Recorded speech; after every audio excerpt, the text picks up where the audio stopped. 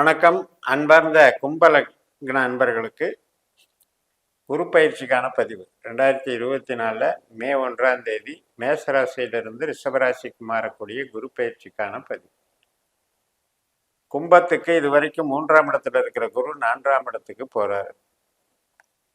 இப்ப இந்த கும்பத்துக்கு குரு என்பவர் யார் அப்படின்னு பார்த்தீங்கன்னா, குருனுடைய நட்சத்திரமே கும்பராசியில தான் பூரட்டாதியாக இருக்கிறது. 5ஆம் இடமான மிதுன ராசியில தான் புனர்பூசமாக இருக்கிறது. 9ஆம் இடமான துளாராசியில தான் விசாக நட்சத்திரமா இருக்கு. அப்ப நம்முடைய சிந்தனைகள், கிரியேட்டிவிட்டி மைண்டு, கலை திறமைகள், வெளிவட்டார பழக்க வழக்கங்கள், ஆராய்ச்சி கல்வி, உயர்கல்வி, பொதுஜன தொடர்பு, இது எல்லாத்துக்குமே அதிகாரம் வச்சிருக்கிறவர் குரு. அப்பேற்பட்ட குருவானவர் அந்த இடத்துக்கு ஒரு ஆற்றலை கெடுக்கக்கூடிய இடத்துக்கு வர்றார். இப்ப 5ஆம் இடத்தினுடைய ஆற்றலை 4ஆம் இடம் கெடுக்கும். லக்னத்துல இருக்கிற ஆற்றலை கொஞ்சம் தடை செய்யும். 4ஆம் இடத்துல இருக்கிற குரு தடை செய்யும்.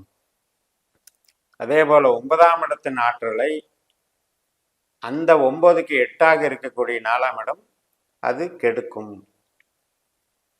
அப்ப ஒரு சந்தோஷம், மகிழ்ச்சி, உறவுகள் மற்றும் மூளை உழைப்பு சார்ந்த தொழில்கள் இதுக்கு நெகட்டிவா இருக்குன்னு புரிஞ்சுக்கணும்.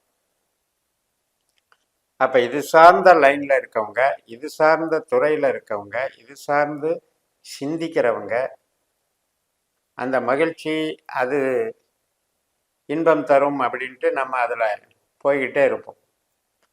ஆனால் அதற்கு அங்கீகாரம் இல்லை, தடைகள் ஏற்படுது, சீக்கிரம் எனக்கு காரியம் நடக்க மாட்டேங்குது அப்படின்ற ஒரு தடைகளுக்கு வருது அப்படின்னாலே அந்த பாவத்துக்கு இது இடைஞ்சல் பண்ணுதுன்னு அர்த்தம். இப்போ திருமணம் ஆகிறதுக்கு வரன் பார்க்குறோம் அப்படின்னா இந்த 4ஆம் இடம் வேலை 4ஆம் இடத்துல இருக்கிற குரு அந்த வரன் பார்த்து அந்த 2 குடும்பத்துக்கும் அறிமுகப்படுத்தி அந்த 2 குடும்பமும் உறுதிப்படுத்திக்கிற அந்த நிகழ்வை இந்த 4ஆம் இடம் என்பது மறுக்குது. அப்படி புரிஞ்சுக்கணும். ஆனால் அதே நேரத்தில் இப்போ ஒரு ப்ரொடக்ஷன் லைனில் இருக்கோம், உற்பத்தி சார்ந்த துறையில் இருக்கோம், பணம் போட்டு பணம் பண்ணுறோம், அது மாதிரியான சர்வீஸில் இருக்கோம், ஃபேக்ட்ரிகளில் இன்சார்ஜாக இருக்கும், இதுக்கெல்லாம் சிறப்பு தருது. அப்போ இந்த கும்பத்துக்கு தொழில் ரீதியாக ஒரு பொறுப்பில் இருக்கிறவங்க வேலை செய்யும்போது அதுக்கு தடை இல்லாமல் வேலை செய்யலாம். கொஞ்சம் ஒர்க்லோட் அதிகமாக இருந்தாலும், அலைச்சல் அதிகமாக இருந்தாலும் வேலைக்கு பாதிப்பு இல்லாமல் கொண்டு போயிடும். 4இல் குரு என்பது நம்முடைய திறமைகள் சார்ந்து நம்ம உற்பத்தி திறமைகள், டெக்னாலஜி திறமைகள் இதுக்கெல்லாம் சப்போர்ட் பண்ணும். அதே போல தான் வீடு கட்டுறது, வாகனம் வாங்கிறது, பூமி வாங்கிறது இதுக்கெல்லாம் சப்போர்ட் பண்ணும் 4ஆம் இடம். தாயாருடைய ஆரோக்கியம் இதுக்கெல்லாம் நன்மை செய்யும். கூட பிறந்த, உடன் பிறந்த, பின் சகோதர வகைகள் அப்படின்னு எடுத்துக்கிட்டிங்கன்னா அதுக்கு சப்போர்ட் பண்ணும். பொருளாதார நிலைமை கட்டுக்குள்ளே இருக்கும், சீராக இருக்கும். என்னதான் நமக்கு நெருக்கடிகள் வந்தாலும் சமாளித்து கொண்டு போய்க்கலாம். குழந்தை பிறப்பு சம்மந்தப்பட்ட இதில் இப்போ கொஞ்சம் தடையாக இருக்கிறதுனால அது சார்ந்த முடிவுகள் எடுக்கிறதுல அவசரப்படக்கூடாது. அதே மாதிரி தான் திருமண நிகழ்ச்சிகள். அதனால் ஒரு ஈஸியாக, ஃப்ரீயாக, சந்தோஷமாக இருக்கிறதுக்கு இந்த குருவானவர் நமக்கு கொஞ்சம் இடைஞ்சல் பண்ணுறார். அதே நேரத்தில் சர்வீஸில், வேலையில் நமக்கு ஒரு ப்ராப்ளத்தையும் தரமாட்டார். அப்படியே டெவலப் பண்ணிட்டு கொண்டு போயிடுவார். கணவன் மனைவி உறவு, பார்ட்னர்ஷிப்பு இதுக்கெல்லாம் ஒன்றும் பாதிப்பு இருக்காது. சின்ன சின்ன ஈகோவில் போயிட்டு இருக்கும். இந்த 4ஆம் இடத்துல இருக்கிற குரு 7ஆம் இடத்துக்கு ஒரு சில சஞ்சலங்களை மட்டும் கொடுத்துட்டு போயிடுவார். பெருசாக பிரித்து விட மாட்டார். அதே நேரத்தில் நமக்கு இப்போ ஒரு வெளிநாட்டு ஆராய்ச்சி கல்வி படிக்க போகலாம் அப்படின்னு நினச்சிட்டு இருப்போம். அதுக்கு இந்த பாவத்தில் இருக்கிற குரு தடை செய்கிறாரு.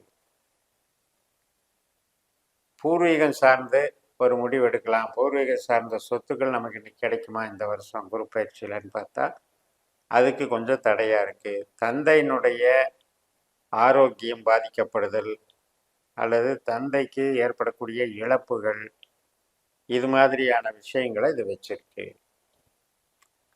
அது மாதிரி ஆராய்ச்சி கல்வி, புதிய நபர்கள், 2ஆம் திருமணம் பண்ண முயற்சி பண்ணுறது, புதிய பழக்க வழக்கங்கள், இதுக்கெல்லாமே பிரச்சனை வருது அப்படின்னு அர்த்தம்.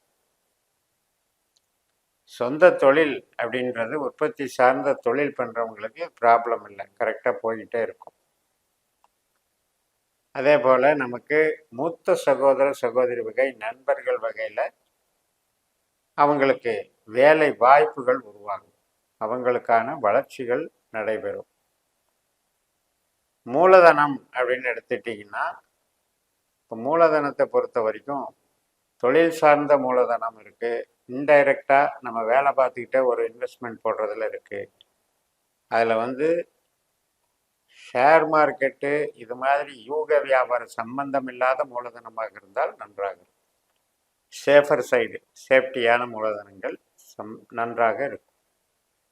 அப்போ குரு என்கின்ற தனகாரகன் நமக்கு கும்ப லக்னத்திற்கு நம்முடைய ஜனன ஜாதகத்தில் 2, 6, 10 என்கின்ற தொழில் ஸ்தானத்தில் பலமாக விட்டிருந்தால் அவர் நமக்கு அவருடைய திசாபுத்தி காலங்களில் மிகப்பெரிய பொருளாதார அபிவிருத்தி தரக்கூடிய ஒரு அந்தஸ்தில் இருக்க போகிறாரு.